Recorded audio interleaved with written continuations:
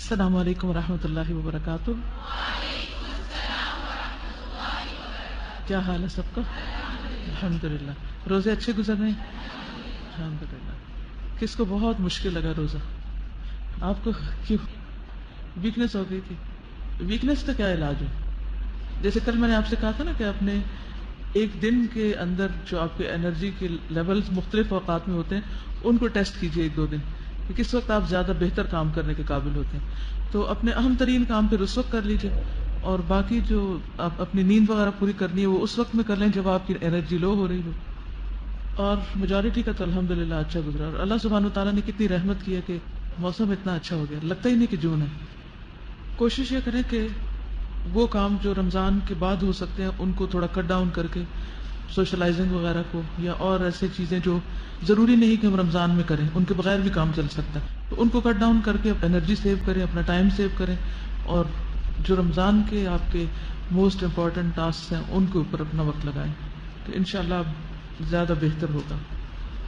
اور یہ بتائیے کہ کون سا والا روزہ رکھا ہے؟ عام روزہ یا خاص روزہ؟ خاص الخاص. گڈ. خاص الخاص روزہ رکھیں، ٹھیک ہے. اور اس کے لیے کیا کرنا ہوتا ہے؟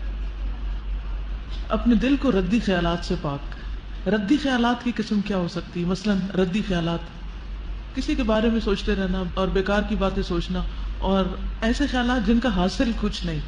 ٹھیک ہے. ردی خیالات کی ڈیفینیشن کیا ہے؟ وہ خیالات جن کا کچھ نتیجہ نہیں نکلنے والا، فائدے کی بجائے الٹا نقصان دینے والے ہیں. سب لوگ سحری کھاتے ہیں؟ کس نے سحری نہیں کھائی آج؟ اوکے. کم لوگ ہیں لیکن ہیں، تو اس لیے بہتر ہے کہ سحری کے بارے میں کچھ ضرور آپ سے بات کر لی جائے. نحمده ونصلي على رسوله الكريم، اما بعد فاعوذ بالله من الشيطان الرجيم. بسم الله الرحمن الرحيم. رب اشرح لي صدري ويسر لي امري واحلل عقدة من لساني يفقهوا قولي. بسم اللہ الرحمن الرحیم. بعض لوگ سحری کرتے نہیں، بعض لوگ وقت سے پہلے کھا لیتے ہیں، جبکہ تاخیر سے کھانا اخلاق نبوت میں سے ہے. ابو درداء سے روایت ہے کہ رسول اللہ صلی اللہ علیہ وسلم نے فرمایا، 3 کام اخلاق نبوت میں سے ہیں: افطاری میں جلدی، سحری میں تاخیر، اور نماز میں دائیں ہاتھ کو بائیں ہاتھ پر رکھنا، یعنی ہاتھ باندھنا. تو سحری کا اہتمام ضرور کرنا چاہیے کیونکہ سحری کھانے میں برکت ہے. آپ صلی اللہ علیہ وسلم نے فرمایا، تسحروا فإن فی السحور برکہ. سحری کھاؤ کیونکہ سحری کھانے میں برکت ہے، یعنی تھوڑا بھی کھایا ہو تو انسان کو روزے میں پھر ویکنس فیل نہیں ہوتی. ارباز بن ساریہ کہتے ہیں کہ مجھے رسول اللہ صلی اللہ علیہ وسلم نے رمضان میں سحری کے لیے بلایا اور فرمایا، ہلم الی الغداء المبارک، آؤ مبارک کھانے کی طرف. یعنی ہم ویسے بھی کھاتے ہیں لیکن سحری کا کھانا بابرکت کھانا ہے. بابرکت کھانے کا مطلب کیا ہے؟ کہ اس کھانے سے انسان کو ایک خاص قسم کی انرجی اور صحت نصیب ہوتی ہے. ایک صحابی سے مروی ہے کہ ایک مرتبہ وہ نبی کریم صلی اللہ علیہ وسلم کی خدمت میں حاضر ہوئے تو آپ سحری کھا رہے تھے. آپ نے فرمایا، یہ برکت ہے جو اللہ نے تمہیں عطا کی ہے، اس لیے اسے مت چھوڑا کرو. مقدام بن مادی کرب سے روایت ہے کہ رسول اللہ صلی اللہ علیہ وسلم نے فرمایا، تم لوگ اپنے اوپر صبح کا کھانا یعنی سحری لازم کرو، اس لیے کہ وہ مبارک کھانا ہے. تو اب اس کو کھاتے وقت اس کو اپریشیٹ کرنا کہ یہ مبارک کھانا ہے. سحری ضرور کھانی چاہیے، خواہ پانی کا ایک گھونٹ ہی کیوں نہ پی لیا جائے. یہ بعضوں کا طبیعت نہیں مان رہی ہوتی یا راتیں چھوٹی ہونے کی وجہ سے بالکل بھوک نہیں ہوتی، تو ایسی صورت میں پانی پی لینا چاہیے. پھر سحری کھانے والوں پر رحمتیں نازل ہوتی ہیں. آپ کھا رہے ہوتے ہیں اور فرشتے آپ پر درود بھیج رہے ہوتے ہیں، مغفرت کی دعائیں کر رہے ہوتے ہیں، کیونکہ اس وقت یہ بہت کمی محسوس ہوتی ہے کہ اس وقت تو رات کا پچھلا پہر ہے اور استغفار قبول ہوتی ہے اور گناہوں کی بخشش ہوتی ہے، اور ہم کھانے میں لگے ہوئے ہیں. ایک ایسی گلٹ سی اندر آتی ہے نا، تو اس وقت تسلی رکھنی چاہیے کہ جب تک ہم کھا نہیں رہے تھے اور جاگ رہے تھے اس وقت میں ہم دعا کر رہے تھے، اور اب ہم کھانے کی وجہ سے دعا نہیں مانگ سکتے تو فرشتے دعائیں مانگ رہے ہیں. تو اس سے پھر انسان کے اندر ایک پازیٹیوٹی آتی ہے، خوشی آتی ہے. کھجور بہترین سحری.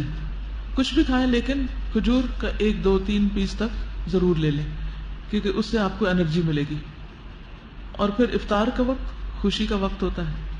روزہ دار کو 2 خوشیاں حاصل ہوتی ہیں، ایک وہ وقت جب وہ افطار کرتا ہے اور دوسرے جب وہ اپنے رب سے ملاقات کرے گا. میرا نہیں خیال کہ کسی بھی کھانے میں اور کسی بھی وقت کھانے میں اتنی خوشی ہوتی ہو جتنی افطار کے وقت 2 گھونٹ پانی پی کر ہی خوشی ہو جاتی. تو اس وقت یہ یاد کریں، آج آپ کا ہوم ورک ہے یہ، کہ افطار کے وقت آپ نے یہ بات یاد رکھنی ہے کہ ایک دن مجھے اپنے رب سے ملاقات کرنی ہے تو جس طرح اس وقت مجھے خوشی ہو رہی ہے، اللہ کرے کہ اس وقت بھی مجھے اسی طرح کی خوشی ہو، میرے اندر وہ ڈر نہ ہو، خوف نہ ہو کہ پتہ نہیں اب میرا کیا بنے گا۔